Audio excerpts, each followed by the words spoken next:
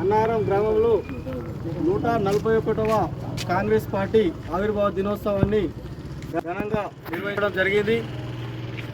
జిల్లా మాజీ floor leader అన్న మోరెడ్డి అన్న ఆధ్వర్యంలో షబీర్ సాబ్ ఆదేశాల మేరకు అన్నారం గ్రామంలో కాంగ్రెస్ పార్టీ యొక్క ఆవిర్భావ దినోత్సవాన్ని ఘనంగా జరుపుకోవడం జరిగింది.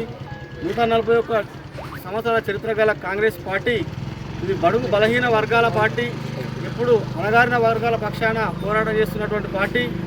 అలాంటి పార్టీని ఈరోజు కేంద్రంలో ఉన్నటువంటి బీజేపీ పార్టీ కాంగ్రెస్ పార్టీ చేసినటువంటి ఎన్ఆర్జీఎస్ ఎంజీబీఎస్ మహాత్మా గాంధీ యొక్క ఉపాధి హామీ పనిని పేరును ఈరోజు అక్కస్తోని కాంగ్రెస్ పార్టీ పెట్టిన ఆ పేరును మార్చాలని ప్రయత్నం చేసి ఈరోజు జైరామ్ శ్రీరామ్ అనే పేరు ఏదో పెట్టడం జరిగింది. దీనికి నిరసన కూడా వ్యక్తం చేస్తున్నాం.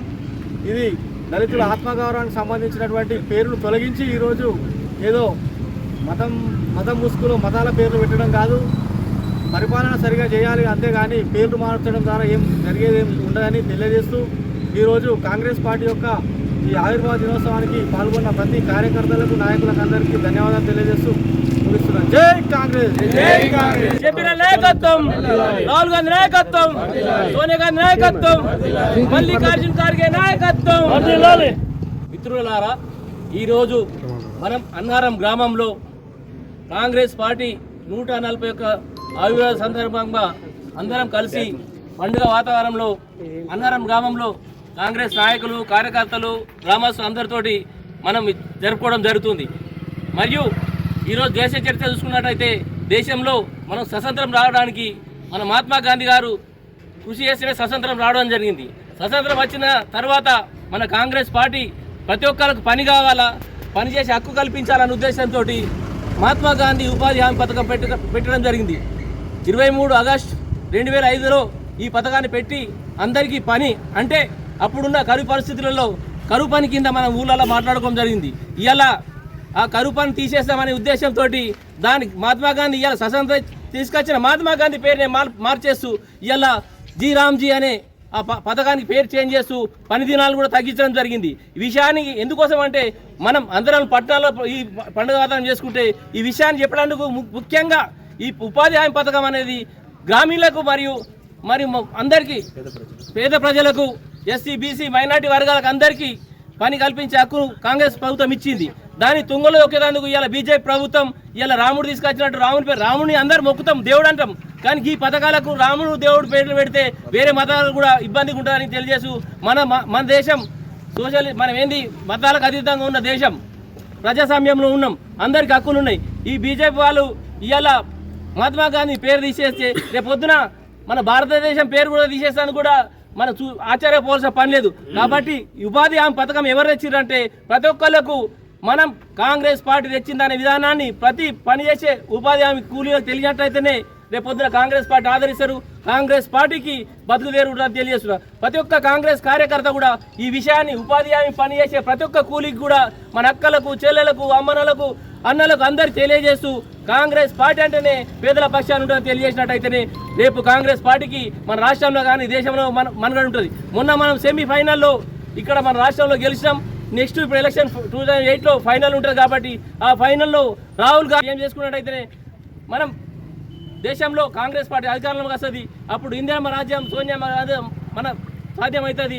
మరి ఇలా చూసుకున్నట్టయితే తెలంగాణలో మనం ఇచ్చిన హామీలన్నీ ఉచిత బస్సు కానీ, 200 యూనిట్ల కరెంటు కానీ, సన్న బియ్యము మరియు 6 బాపీలు చేస్తూ రుణమాఫీ, రైతు భరోసా అన్ని ఇస్తూ పోతున్నాం. ఈ విషయాలన్నింటినీ కూడా మనం ప్రతి ఒక్క పబ్లిక్ ఇందిరా ఇండ్లు మరి ఇలా 10 సంవత్సరాలు చేసిన కేసీఆర్ ఒక్క డబ్బులు ఇల్లు ఇస్తా అని చెప్పేసి ఒక్క ఇల్లు ఇచ్చిన పాపన పోలేదు.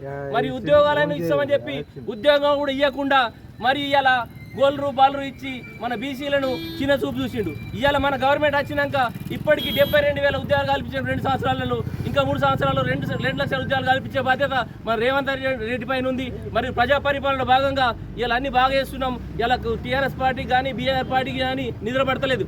ఆ రోజు చూసుకున్నట్టయితే నల్ల డబ్బు తీసుకొచ్చి ఇంటికి 15 లక్షల రూపాయలు ఇస్తామని చెప్పేసి 2 సంవత్సరాలు కాకుండా 3 సంవత్సరాలు అధికారం రావడం జరిగింది.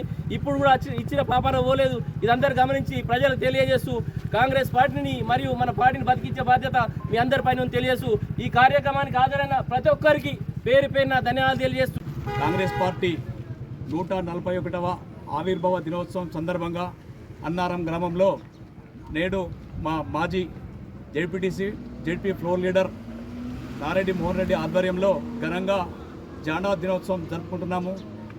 ఈ సందర్భంగా ఈరోజు హాజరైనటువంటి మోహనన్న గారికి కొత్తగా ఎన్నుకోబడ్డ పాలకవర్గం సర్పంచ్, ఉప సర్పంచ్, వార్డు సభ్యులకు మరియు కార్యకర్తలకు అందరికీ నమస్కారం తెలియజేస్తూ ఈరోజు జెండా వందనాన్ని కాంగ్రెస్ జెండా వందనాన్ని విజయోత్సవంగా మేము జరుపుకుంటున్నాము.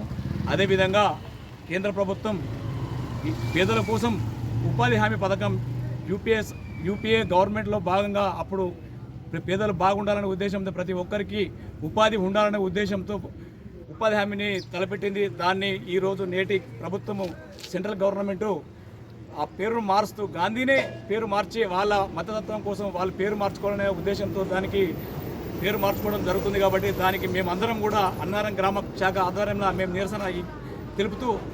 నిరసన తెలుపుతున్నాం. కాబట్టి మీరందరూ మద్దతు తెలియజేస్తూ దాన్ని వ్యతిరేకిస్తున్నామని తెలియజేస్తున్నాను.